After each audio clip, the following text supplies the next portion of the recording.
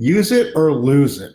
Use the china, break the crystal, enjoy your antiques, collectibles, and more, and create family memories that will last and be cherished for generations. My name is Jason Roski. I'm the owner of the KC Auction and Appraisal Company here in Kansas City, Missouri. Thank you all so much for watching.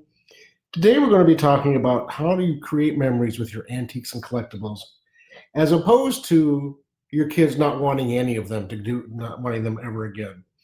One of the biggest refrains we hear and see and experience regularly in our business is, my kids don't want anything.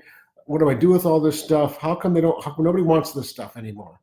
And we've talked about demographics. We talked about changing family sizes before. We've talked about changing tastes, technology. All of those things absolutely influence, impact, and change behavior as far as items are concerned. But one of the things we've talked about regularly, in addition to all those things, is the idea that when I grew up, I was told not to touch a lot of things, as were a lot of other people. I know this because it's been talked about amongst my friends regularly. And last week I was at a party, a fundraising party for my kids' school.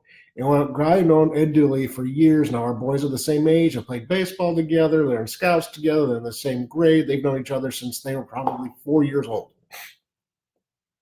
Ed watches these shows, which is always amazing to me who watches. But anyway, at this party, Ed said, when you did your show on breaking the china using the crystal, it kind of dawned on me, kind of struck a chord with me, that I have this group of Hallmark Christmas ornaments I've had since I was a kid. And I treasure them. I like them a lot. I've always had them put in a box and never put them out. And so I decided to actually bring them out one year after that. And my kids loved it. And now they look forward to using them every year. And it's a memory that they've created. It's a tradition they've created. And it's an opportunity to talk about Ed's past with his children of today. And in the future, his kids, some of them will want those ornaments simply because they remember unpacking them, unwrapping them every year, putting them on the tree. I don't know if they have eggnog or if they have music, whatever. I'm sure they have, it's a Saturday afternoon kind of a thing, right? That's how most of us decorate our trees and houses. Some weekend, we decide it's time to decorate for the holidays, whether that's Thanksgiving, Hanukkah, Christmas, Kwanzaa, whatever your holiday is. I'm using Christmas because that's what I've grown up with. That's what Ed's grown up with. That's what his children are growing up with. And that's what his grandchildren will grow up with, more than likely. And so by using that, taking that opportunity, making himself uncomfortable, because Ed grew up in the same world that I did. Don't touch it. That's the good crystal. That's the good china. Those are the good ornaments. That's the good this. That's the good that. That's the companies. That's for when we have guests, when we have, But by breaking that script, going out of his comfort zone, putting those items at risk, because they're Hallmark ornaments, they have value. What if they get broken? He has created memories that far outweigh the value of the object. And by doing that and continuing to do that, he creates value in those objects he distills that value of those objects to his children. And the antiques estate collectible marketplace is not driven by those who are buying today. It's driven by those who may buy tomorrow and the next day and the next generation and the next decade. 25, 30, 40 years ago, a lot of the people who were collecting had in their head that they were prized objects to be put on a shelf and only looked at, with no experience, no tactileness, no smell, no feeling. They became objects to be looked at as opposed to items to be cherished. And Ed has found out that by bringing those things out with his kids, that they become items to be cherished and memories to be cherished. I read a couple of different quotes about collecting and making memories that I thought were appropriate.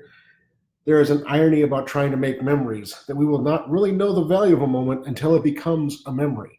And Ed definitely experienced that. He didn't know the value of it when he was doing it, but he's realized that by doing that, it's created a huge memory.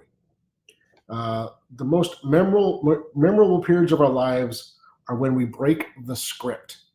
And again, Ed broke the script. I know other people have done the same thing. They've used the crystal for a Tuesday evening dinner just because, or because the kids got a good grade, or you got a promotion, or It's just a pretty day. It's a beautiful day here in Kansas City. It's going to be 50 degrees, sunny, no wind. It's just going to be glorious this afternoon. Hopefully, if it's nice for you, you can enjoy that this evening. Light a bonfire just because. Some of the way and the reason these become important is because you boost sensory appeal, right? When you touch something, when you hold something, when you move it, you have a sensory connection with it. You've actually touched it. You've felt the grooves or the smoothness of the glass. It builds a moment of connection when you and your dad or your kids unpack the ornaments or take the crystal out of the cabinet or get the dishes out of the drawers. Those are things. Setting the table is a big deal. By its